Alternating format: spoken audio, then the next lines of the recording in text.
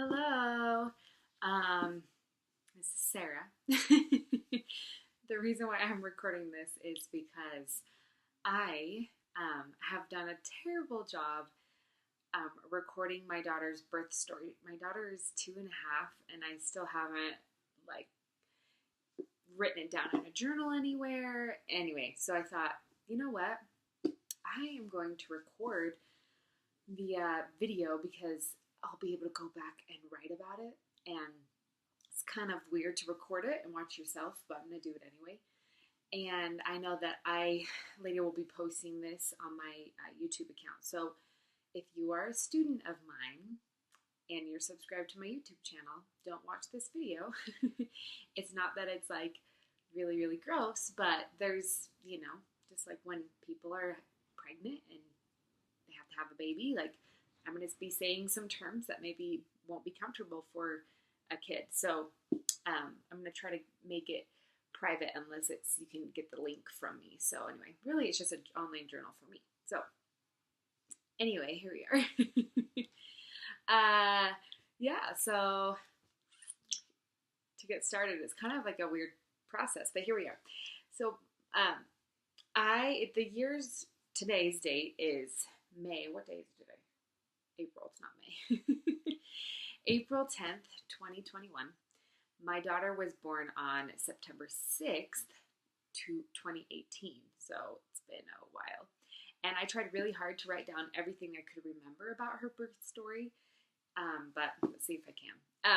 What's interesting is I got this journal, I think I bought it on Amazon. It's called Bump to Birthday, and I didn't do a great job like writing in it, but I'm so glad I did write some things in it because I have forgotten some specific details. So I'll be referring to this, and then I took a rough sketch of some notes.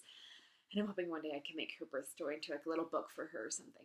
Anywho, so basically to start off with my birth story, and really my fertility story is my husband and I were married in 2012, and hopefully I don't say too many times, but here we are.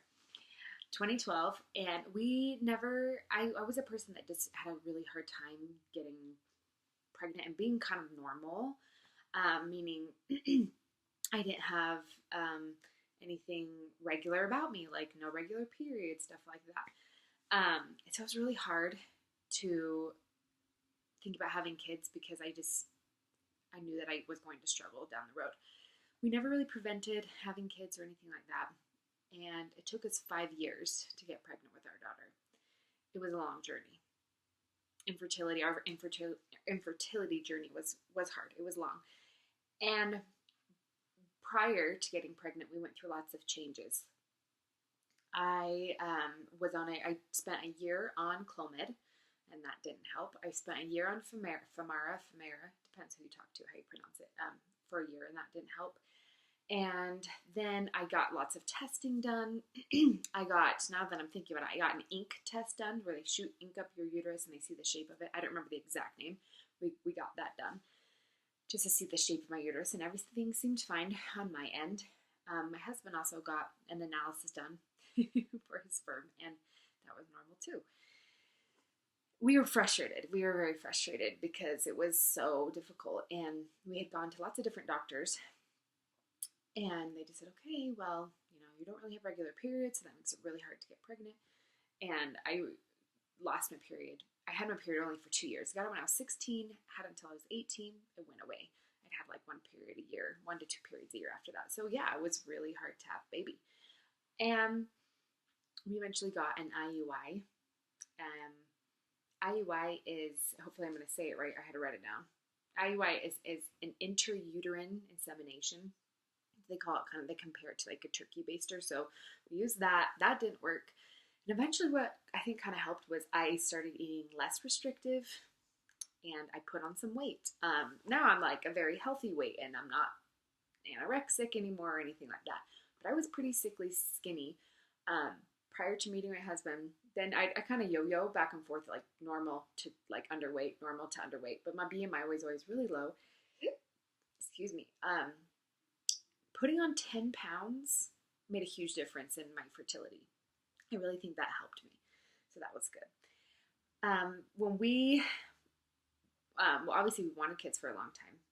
And when I had a kind of an inkling that something was off, it was Christmas break, 2017. We were living in Colorado at the time, but we were visiting my husband, Devin, his family in Utah. And when we were there, I mean, I'm a very active person, so I'm always running and hiking and lifting weights and everything. I remember I was running on the treadmill, and I felt this ball, like a weird, like rock feeling in my tummy, and I just felt weird. I was like, oh, that's odd. Didn't really think much of it. I kind of felt sick, nauseous for a couple days. Didn't really think anything of it. I thought I was coming down with something. I flew home early because I had to go back to work in Colorado. My husband still had a break, so he was still with his family in Utah. And when I got home, I had been home for, I don't know, maybe 12 hours. And I thought, I feel so weird. The whole flight home, I didn't feel good. And I thought, okay, I have some pregnancy tests in my house. I always had them. They were always negative, of course, because infertility is just really hard and you get a lot of negative tests. So I thought, I'm going to take one. Took one. It was positive. I took another one. It was positive. I took another one. It was positive. I took one the next day. I was freaking out. I thought, there's no way I am pregnant. All these weird symptoms. I just thought, there's no way. I bawled. I cried. I was ecstatic. I was so, so happy, thrilled. So I go to the store and I got like some cute gender neutral things to put in a box. And then when my husband came back from Utah back home to Colorado, he got home and he got a little surprise. And I said, oh, this is because his birthday's at the end of December. I said, oh, this is, and he got home like January, the beginning of January. And I said, okay, this is like your late birthday present. When he opened it, he was shocked and he was freaking out. He was so terrified because we were poor and we were poor students. He was a student. I wasn't anymore. I was just paying for his schooling, but oh my goodness, it was stressful. And I thought he was going to be really excited, and he was, but I think he was so overcome with emotion and thinking, how are we going to afford having a baby? And I said, dude, they'll be fine. We'll be good. Then we had to hold on to the secret for a while. I eventually told my best friend, Kinsey, and she was really excited, but she's been on her own infertility journey at that point, and it was really, I know it, like, you're always excited for people, but to have someone in your life pregnant, it's awesome, and it's also just, it's heartbreaking at the same time. And she was just amazing support, but I always felt like, I hope I like never wanted to hurt her, and amazingly enough, her and I have been on, I don't know, our timeline of having kids has been the same, so it's been kind of cool. So I told her even before, I think, telling my own parents and Devin's parents. And when eventually, I can't remember when we told family, we were almost like 16 weeks because we just were afraid something was going to happen. We eventually told family, and my mom cried, his mom, I wrote down who cried and who didn't. Devin's mom screamed, his dad cried actually, my parents were really happy, and we just had a lot of fears of losing our baby and just wanting to be the best parents ever. I would say we felt pretty good. We travel a lot, and I remember I was in the first trimester, I want to say, between first and second trimester. We were traveling for spring break to Moab. I must have been in the second trimester. I was sick all the time. I mean, I was barfing every day, at least once a day. I'd be at the gym, and we'd be driving, and the gym would be about 20 minutes away from our apartment, and our condo, and we'd drive, and I would just tell Devin, drive as fast as you can. I'm going to puke. It was that every morning that would happen. So I'd puke at least once a day, always in the morning, sometimes in the afternoon. And I really hated things that I hated. I hated all vegetables. Couldn't eat vegetables, couldn't eat chocolate, couldn't eat sweets, couldn't eat chips, all those things that were strong in flavor and smell. Couldn't do it. And we went to Moab, and we're sitting there like eating at different restaurants, and I have terrible memories of just throwing up so much on that trip. And like, that's why I don't even like Supreme pizza anymore. I love pizza, just not Supreme pizza, because just that smell of like the pizza and then throwing it up. Ugh, it's terrible. I eventually had to tell, sorry, I'm saying, I eventually had to tell my boss that I was pregnant. I don't think he was super ecstatic because he knew that I would eventually stop working when the baby came, temporarily. But it just so happened, like later on, when the baby did come, we were moving at that point, Devin was done with school. We knew we were going to move. So I got 4 months paid maternity leave at this job in Colorado. It was awesome. And I was working online as a teacher, and I was also working at Edward Jones. And so Edward Jones was amazing to me. They did so much for me. I love that company. I had to stop teaching online as well because it was just too hard, like, to teach and be a new mom. Yeah, it was fun. I'm going over my notes here, so bear with me. My whole pregnancy was really, really an awesome pregnancy. I loved being pregnant. I was sick all the time, and then toward the end of my pregnancy, I got PUPs really bad. If you don't know what PUPs are, it's like having massive, major hives all over your stomach. You can't function as a human. I would go to work in a dress. It was hot in the summer, right? Because that's when I was pregnant. So I'd hold out my dress like this so it wouldn't touch my skin because the hives were nonstop and I couldn't get them to go away.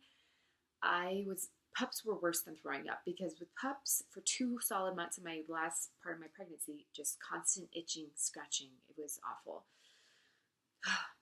Yeah. Gratefully, thankfully, fortunately for me, because I am pregnant again, and that's part of the reason why I'm recording this, is because I am due in a month with baby number 2, and I really wanted to. Probably can tell or can't tell. There's my belly. With a baby boy this time, and I wanted to make sure I had my birth story all done with my first child before mixing the 2 together because I'm so afraid of doing that. Anywho, I do love being pregnant just in general. I think it's a lot of fun, and I'm not one of those people that just has a terrible pregnancy. My pregnancies are hard, but I can at least still be active, and that's a huge thing for me. So at least I've been able to be active. That was a huge thing when I was pregnant with my daughter. Even though I was in pain or throwing up, I would go to the gym every day and push myself to go. And I remember I wrote down, it's funny, I wrote down that right when I was at the hospital, before we went to the hospital, I was at the gym. And I woke up that morning feeling really swollen, not feeling great, but I said, okay, I'm going to the gym anyway. And that day was Wednesday, September 5th, 2018. And just like in this pregnancy, my first pregnancy, I would stay super active and I'd go run.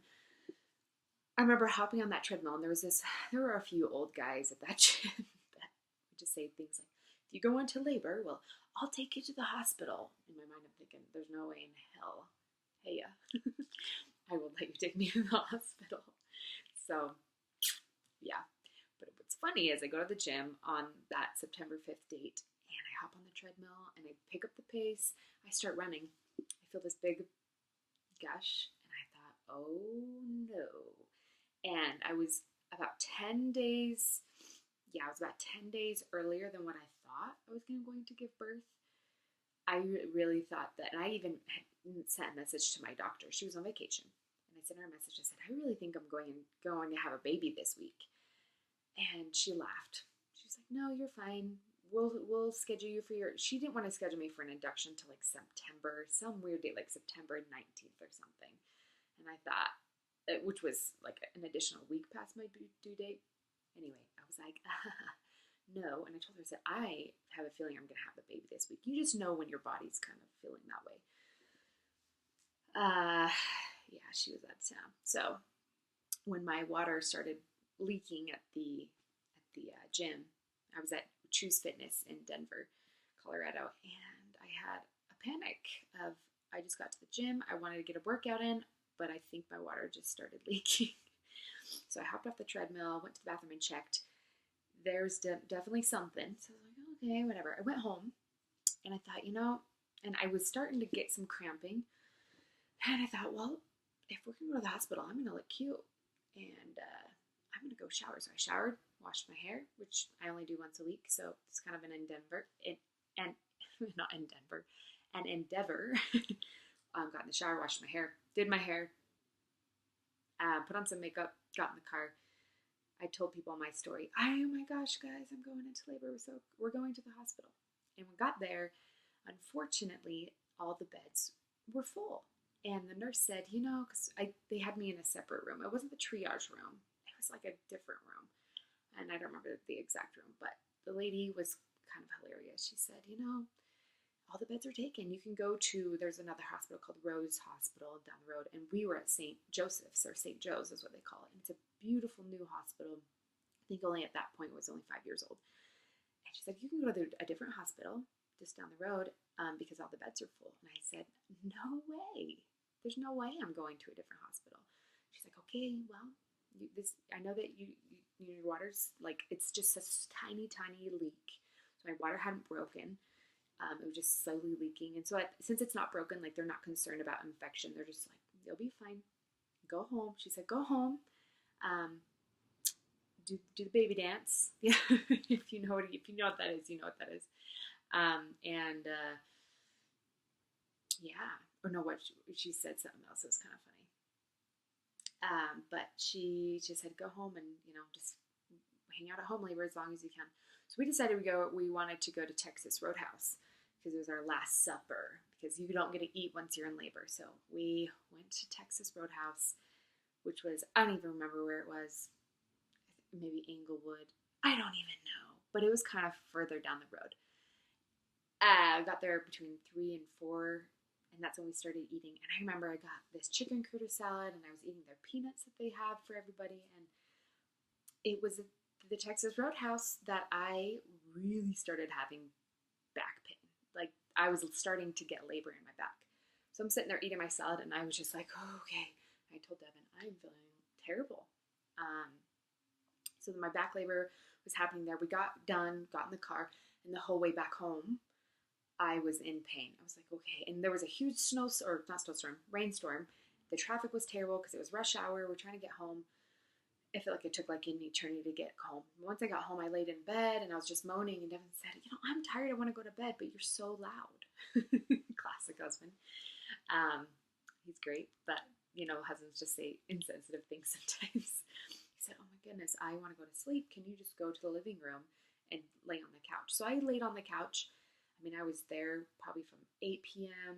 till about 4 a.m. Just walking in that living room, groaning, like trying so hard to just push through whatever labor pains. And when it's your first baby and you're laboring, you just have to push through pain, even when you're not dilated that far. It feels painful, even though you're not dilated that far. So I was, in pain. My back hurts. Finally, and I was texting my mom, oh my goodness, like this hurts. I'm in pain, but I think the baby, and I told her like why the hospital turned us away. There were no beds.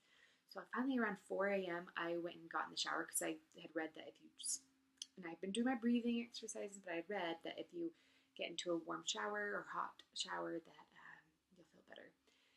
And at that point, I had already puked up Texas Roadhouse, so don't eat a super huge meal before labor. Try to eat like little things along the way.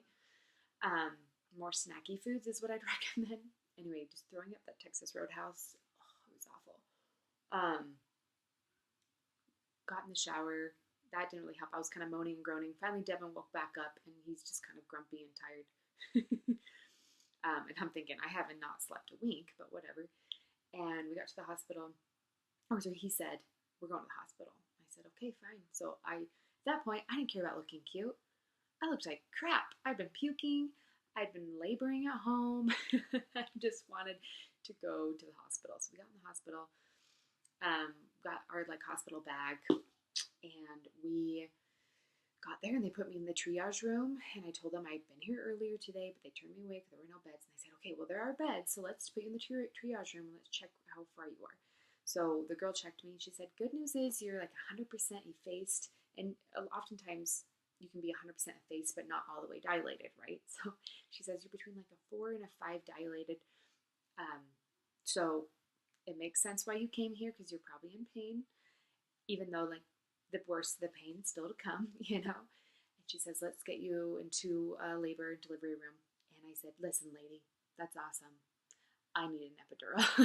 And that was always part of my birth plan. I know that moms feel ashamed about that, but who gives a crap? Like, everyone's birth plan is different, and I knew I wanted an epidural. So I went in, I said, I want an epidural. My friend Alicia told me that as soon as you get to the hospital, you get on that freaking waiting list for the epidural. They got me to the labor room. They gave me the epidural, and I was a little nervous for that, but it was totally fine.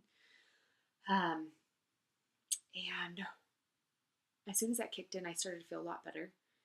Unfortunately, the epidural machines, because you can click a button on the machine and or on this little sensor, and it tells the machine to give you a shot of medicine, but it doesn't let you OD, or you know what I mean. It doesn't let you give yourself too much, just to be safe. So I just pressed it whenever I needed it. But the problem with my machine, it was broken. So multiple times throughout my labor, it just would stop working. And then I'd be like, okay. And she'd be like, okay, you're at a 7. I'm like, yeah, the machine's not working. She's like, yeah, it turned off again. Let me see if I can have the anesthesiologist come look at it again and come check you. And it happened, then it happened, then it happened later, and it happened multiple times. And I was like, this is so annoying. But for the times I did have the epidural, like medicine running through me, I felt good. I could feel a lot of pressure, but as soon as the epidural would stop working again for an hour, I'd be like, okay, this really, really hurts. I couldn't really ever sleep. I was too anxious, maybe too excited. And Devin had this, because he's a PT or physical therapist student, he had this doctor or professor that said she listened to Enya music when she was giving birth to all her children. So Devin's like, well, let's play some Enya. So we're playing Enya on his phone. There's a diffuser. They were a great hospital. They had everything you could ever want. They had a diffuser running with some citrus oils. They gave me a peanut pillow that you put between your legs. It kind of just keeps you nice and open, keeps you dilating. And she gave me a tiny bit of Pitocin. They can give you a lot of Pitocin or a little bit. They just gave me a tiny bit because I think my dilation had like slowed down a little bit. And that is normal when you have meds, but they gave me a little bit of Pitocin, and then that kind of just kept me kind of going, our labor going. And yeah, the day just went on, and family just kept being family and constantly checking in on me and saying, are you having the baby? Are you having the baby? Are you, gets annoying, but you're like, no, not yet. I finally felt ready and thought, okay, I think I'm like getting there. And the machine once again stopped working, and the lady comes in. She's like, let's check you. She's like, oh, you're at a 9. And I was like, yeah, I'm in a lot of pain right now. And I said, the machine's not working and I have to push soon.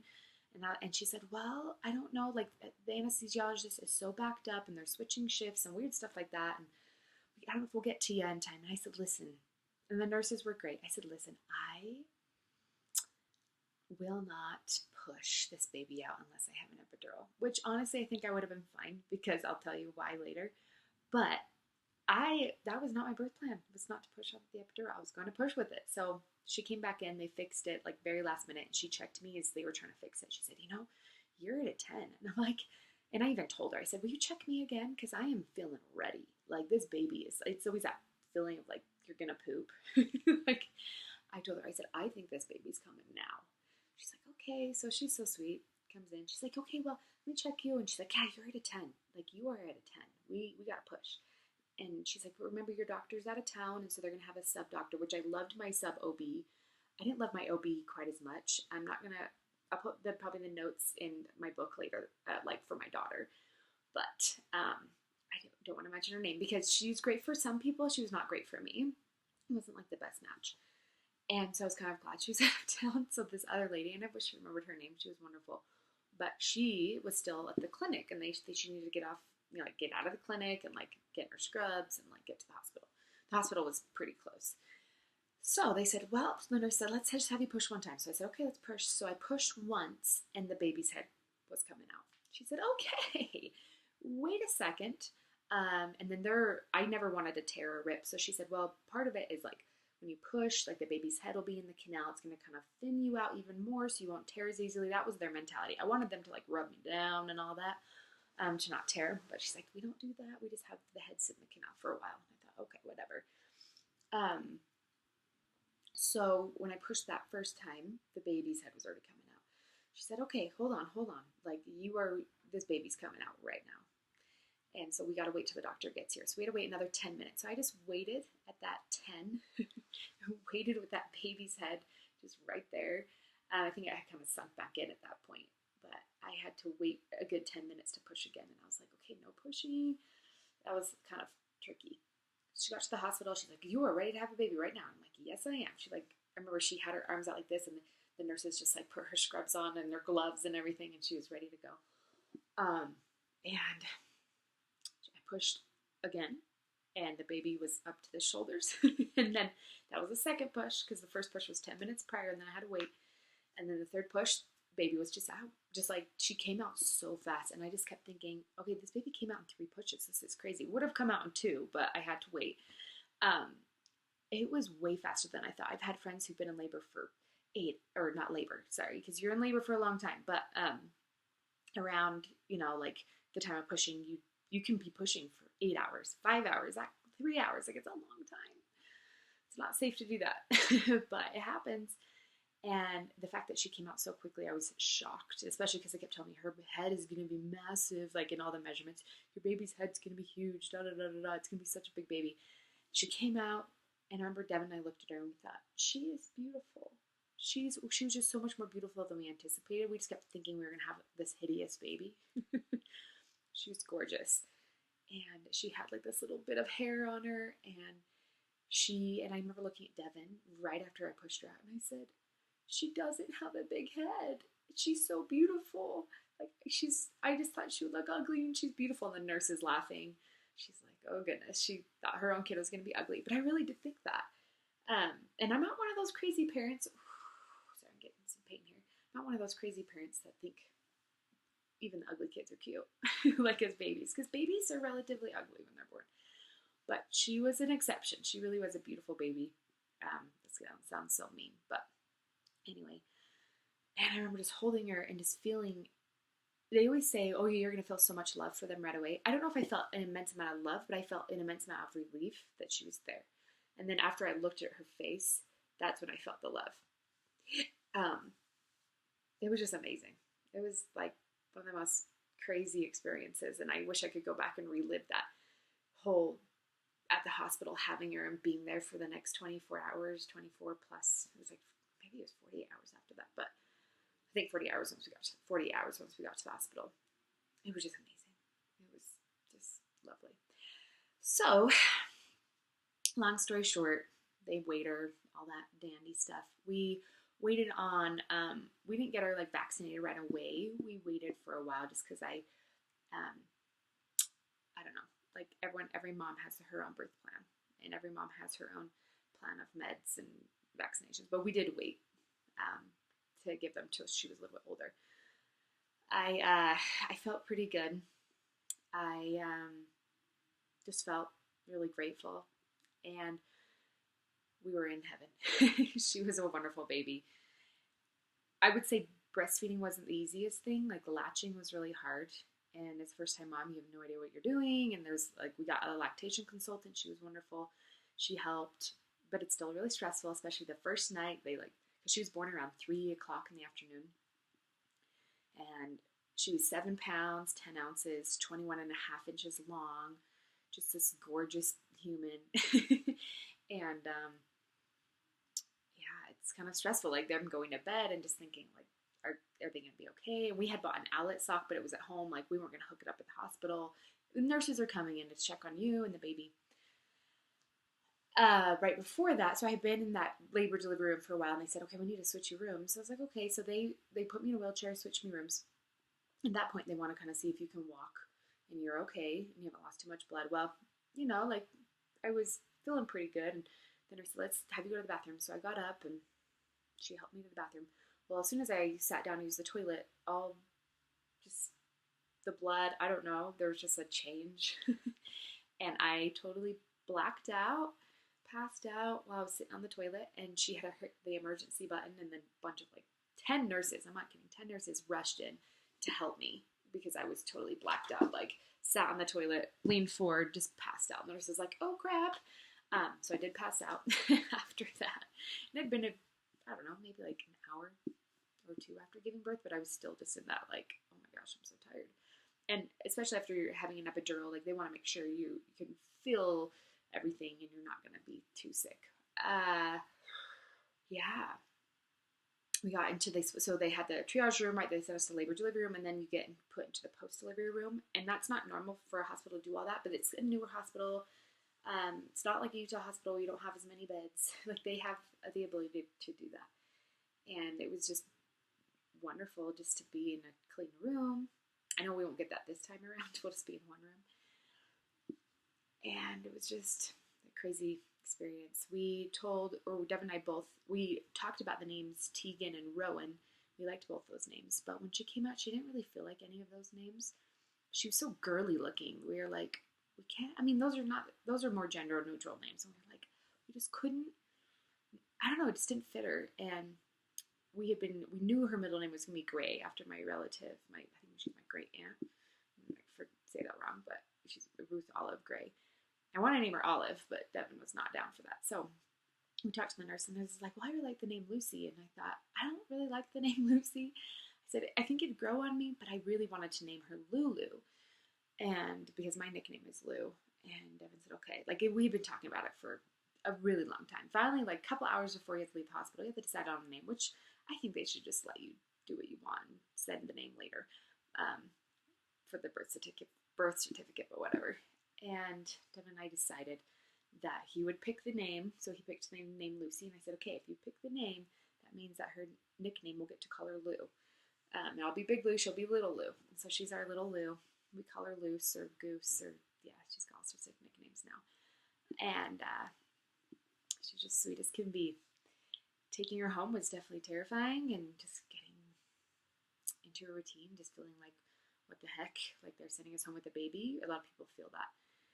And I just felt really grateful that everything worked out. And we really had such a wonderful experience in that hospital. And I will forever just be so grateful for St. Joseph Hospital in Denver. They were amazing. Yeah, I can't really think of anything else other than she just grew up to be a wonderful, fun, crazy child. Now that we have number 2 on the way, I'm not going to reveal the name yet. It's also a very old name, kind of like her name is. And we kind of like to mesh with colors and things because our last name is Orrock. So it's going to be a fun name. It's a really classic name, but not a name that a lot of people have heard for a long time. So I think it'll be a good one. Well, we'll see when baby boy gets here what his name is actually going to be, because we completely changed our minds with our first kid.